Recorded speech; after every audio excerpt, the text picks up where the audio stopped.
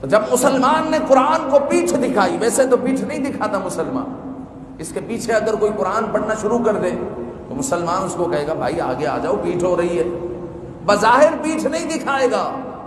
لیکن حقیقت میں قرآن کے احکام کو مسلمان پیٹھ دکھا رہا ہے، قرآن جو فرما رہا ہے مسلمان اس کو پیٹھ دکھا رہا ہے۔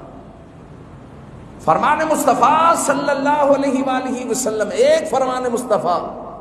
صلی اللہ علیہ وآلہ وسلم سے روگردانی ہو گئی، وہ بھی خطأً،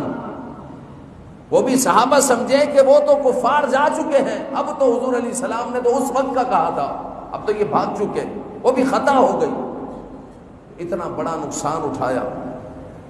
آج تو مسلمان پورے قرآن سے منہ موڑے بیٹھے ہیں، تو مسلمانوں کے نقصان کا عالم سب کے سامنے ہے۔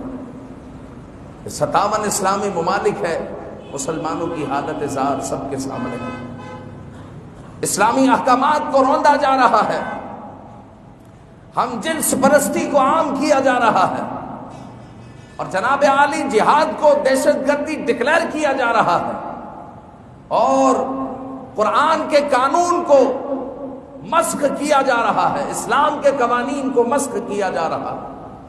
اسلام اور رسول اللہ صلی اللہ علیہ وسلم پر کھلے عام